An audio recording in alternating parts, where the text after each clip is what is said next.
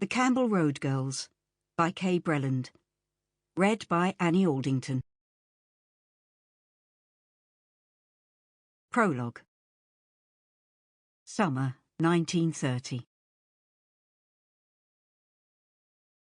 You can't mean it! Sophie Lovett stared at her youngest sister in astonishment. You're planning on handing in your notice and going back to Campbell Road? You gone nuts, Lucy Keiver? Course not. I won't be there for more than a few days. Not if I can help it, Lucy replied defensively. I'll stop with Mum and Reg just while I'm between things. I can keep Mum company while I'm sorting this out. She drew from her serge skirt pocket a piece of paper, and having unfolded the crumpled scrap, scanned the advertisement for an assistant lady's maid in a mansion in Bloomsbury. Got an interview early next month, and if I get offered the job, I'll be living in straight away. Lucy could tell her explanation hadn't impressed her sister. Move back to the bunk for good, she scoffed in an effort to save face. I'm not that daft. After all I did to get you took on here, Sophie protested indignantly. And you've done all right for yourself with my help. Out of the kitchen and upstairs in no time at all, weren't you? It was different before, when the mistress was still alive.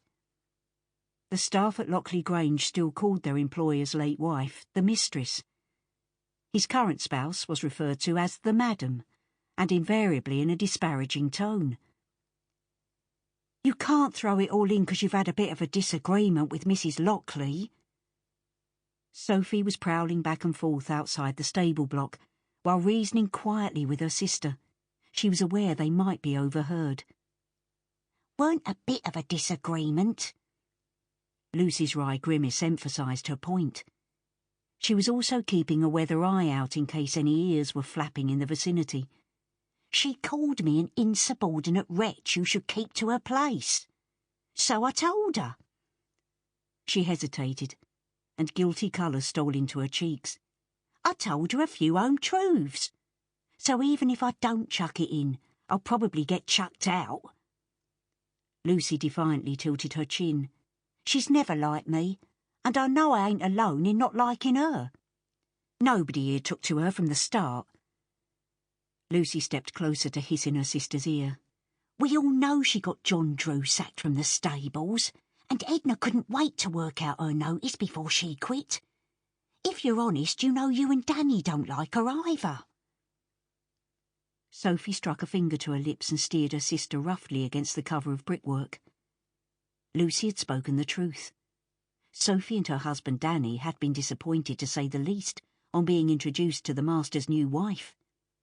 Celia was half his age, and only 2 years older than his own daughter.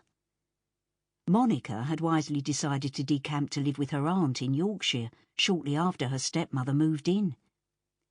Celia's attitude to the staff from the start had been utter disdain, but Sophie and Danny Lovett, older and more mature than their colleagues, had tried to adopt a pragmatic outlook.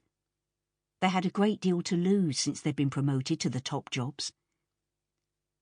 After 11 years working at Lockley Grange, and after a year of being man and wife, Danny and Sophie had been summoned to Mr. Lockley's study one afternoon.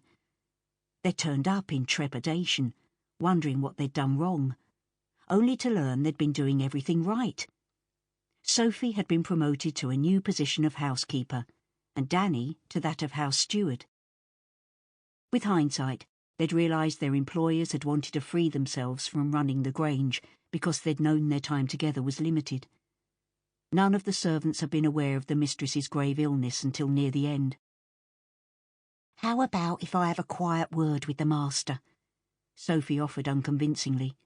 Oh, yeah, Lucy muttered sarcastically, 'cause that's bound to work.